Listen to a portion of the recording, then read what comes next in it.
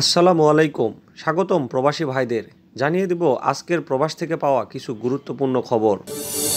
বাংলাদেশকে চাপের মুখে রাখছে সৌদি আরব।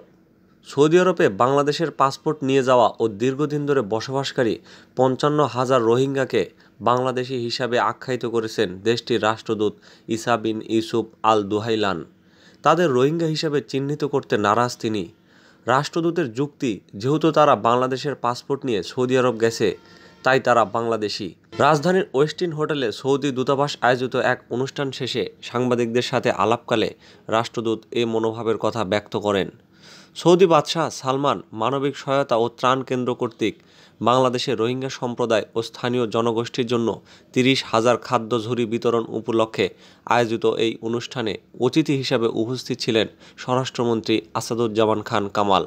তিনি বলেন, কোনো বাংলাদেশি নাগরিক যদি রোহিঙ্গা হিসাবে সৌদি আরবে গিয়ে থাকে, তাদের পাসপোর্ট না থাকলে অবশ্যই আমরা পাসপোর্ট ইস্যু করব।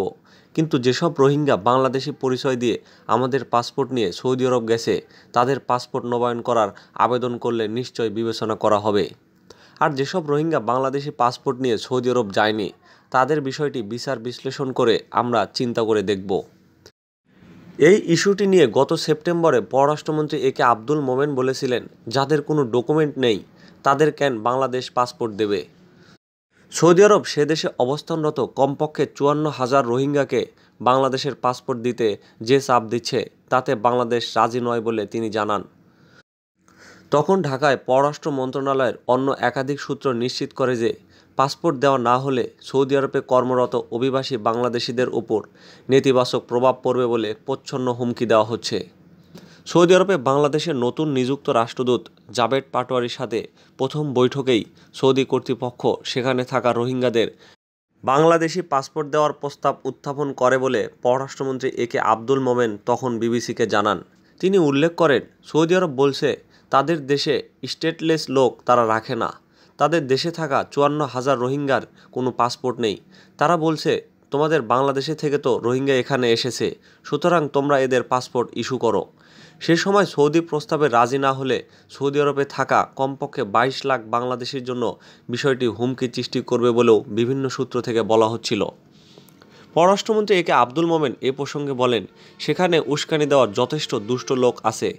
কারণ মাননীয় প্রধানমন্ত্রীর সাথে সৌদি কর্তৃপক্ষের ভালো সম্পর্কের কারণে সেখানে এখন আমাদের সবচেয়ে বেশি শ্রমিক কাজ করছে, যা প্রায় ২২ লাখ। কিন্তু অন্যান্য দেশ যারা আমাদের প্রতিদ্বন্দ্বী, তারা কিন্তু খুব অসন্তুষ্ট। তাদেরও লোকজন সেখানে আছে, তারা বিভিন্ন রকমের চেষ্টা চালিয়ে যাচ্ছে।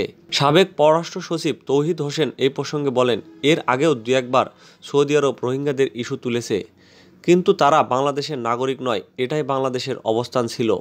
কিন্তু তার কোনো প্রভাব চোমবাজারে পড়েনি।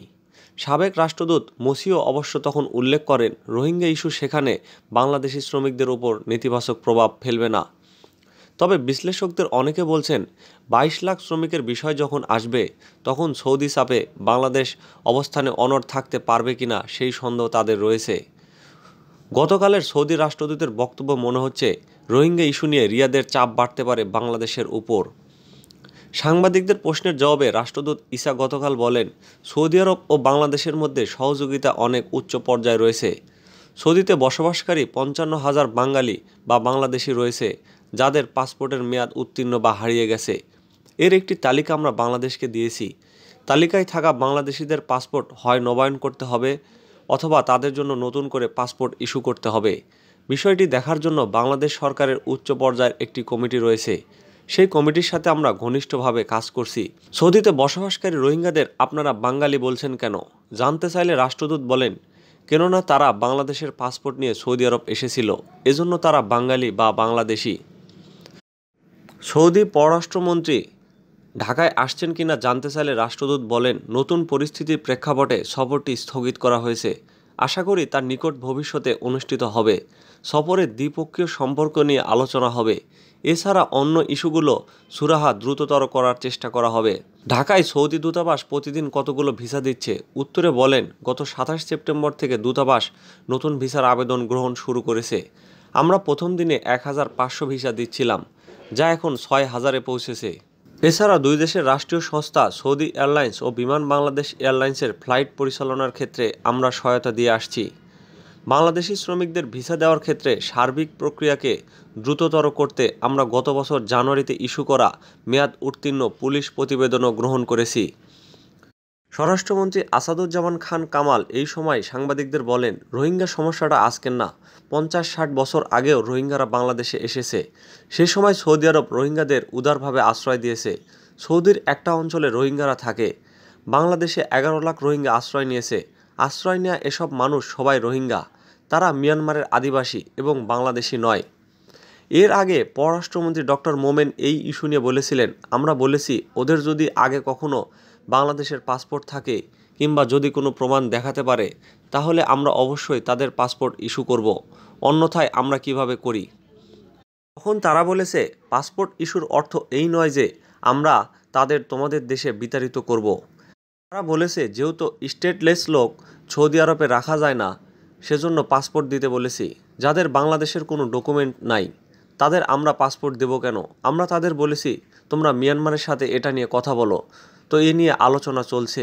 পররাষ্ট্রমন্ত্রী মোমেনের বক্তব্য হচ্ছে, সৌদি আরবই শতপ্রণোদিত হয়ে 54,000 রোহিঙ্গাকে তাদের দেশে আশ্রয় দিয়েছিল। 1977 সালে রোহিঙ্গারা মিয়ানমারে নির্যাতিত হচ্ছিল। তখন তৎকালীন সৌদি বাদশাহ ঘোষণা করেন যে তিনি রোহিঙ্গাদের আশ্রয় দেবেন। তাই অনেক রোহিঙ্গা সৌদি আরবে যায়। এরা 30 বা 40 বছর ধরে ওই দেশে আছে। ওদের ছেলে মেয়েদের সেখানে জন্ম হয়েছে, কিন্তু ওদের কোনো পাসপোর্ট নেই। ডক্টর মোমেন বলেন, এর আগে সৌদি আরবে জেলে থাকা 462 জন রোহিঙ্গাকে বাংলাদেশে আনার জন্য বলেছিল। সেখানে বাংলাদেশের দূতাবাসের কর্মকর্তারা যাচাই করে দেখেছেন যে জেলে থাকাদের মধ্যে 70 বা 80 জনের মনে হয় বাংলাদেশের পাসপোর্ট ছিল। বাকিদের ব্যাপারে আমরা কিছু জানি না। যাদের বাংলাদেশের পাসপোর্ট ছিল আমরা তাদের ট্রাভেল ডকুমেন্ট দিয়ে নিয়ে আসব, কিন্তু যাদের নেই তাদের আমরা আনবো কেন? সাবেক পররাষ্ট্র সচিব তৌহিদ হোসেন বিবিসিকে বলেন, সৌদিতে থাকা রোহিঙ্গাদের বাংলাদেশের পাসপোর্ট দেওয়া হলে সেটা মিয়ানমার অস্ত্র হিসাবে ব্যবহার করার সুযোগ পাবে। মিয়ানমার তখন বলতে পারবে যে রোহিঙ্গারা বাংলাদেশের লোক। ফলে সৌদির প্রস্তাব অনুযায়ী পাসপোর্ট দেওয়া ঠিক হবে না। পররাষ্ট্রমন্ত্রীর বক্তব্যেও এমন ইঙ্গিত আসছে। সাবেক পররাষ্ট্র সচিব তৌহিদ হোসেন মনে করেন, সৌদি আরবের অর্থনীতি আগের মতো শক্তিশালী নেই। এখন রোহিঙ্গাদের নিয়ে সৌদি কর্তৃপক্ষের এই অবস্থানের ক্ষেত্রে সেটা একটা কারণ হতে পারে। এখনকার অর্থনীতির প্রেক্ষাপটে এমন হতে পারে যে তাদের ওখানে এমপ্লয়মেন্ট বা কাজের সুযোগ অনেক কমে আসবে। তারা এটাকে একটা সুযোগ হিসাবে দেখছে, যাতে এরকম চাপ দিয়ে কিছু বিদেশি শ্রমিক কমিয়ে ফেলা যায়। 54,000 রোহিঙ্গাকে বাংলাদেশের পাসপোর্ট দেওয়া না হলে সৌদি আরবে কর্মরত প্রায় 22 লাখ বাংলাদেশির উপর নেতিবাচক প্রভাব পড়ার একটা আশঙ্কা করা হচ্ছে। পরিস্থিতি নিয়ে শীঘ্রই দুই দেশের উচ্চ পর্যায়ে একটি বৈঠক হতে পারে বলে কর্মকর্তারা জানিয়েছেন। সৌদি রাষ্ট্রদূতের এখনকার বক্তব্যেও সেই ইঙ্গিত পাওয়া যাচ্ছে। পররাষ্ট্রমন্ত্রীর বক্তব্য অনুযায়ী অন্য যে কোনো সময়ের তুলনায় সৌদি আরব ও বাংলাদেশের সম্পর্ক এখন ভালো। কিন্তু এখন সৌদি আরবের পক্ষ থেকে রোহিঙ্গা ইস্যু সামনে আনার বিষয়কে সন্দেহের চোখে দেখছেন সাবেক কূটনৈতিকদের অনেকে। তৌহিদ হোসেন বলেছেন, এই সময় তাদের এই চাপ প্রয়োগ এটা খুবই দুঃখজনক। কারণ সৌদি আরব নিজেদের মুসলিম বিশ্বের নেতা হিসাবে দাবি করে। সেখানে তারা দেখছে যে রোহিঙ্গা ইস্যুতে বাংলাদেশ ও মিয়ানমারের মধ্যে সংকট চলছে। তখন তারা 54,000 রোহিঙ্গাকে পাসপোর্ট দেওয়ার কথা বলছে। একই সাথে তিনি বলেন, সৌদি আরবের কোনো বিষয়েই সমর্থনের কোনো অভাব বা ঘাটতি দেখায়নি বাংলাদেশ। সেখানে দুই দেশের সম্পর্কে টানপোড়েন সৃষ্টি হওয়ার কোনো কারণ নেই বলেই তিনি মনে করেন। ধন্যবাদ আমাদের সাথে থাকার জন্য। নিয়মিত আপডেট পেতে আমাদের চ্যানেলটি সাবস্ক্রাইব করে রাখুন।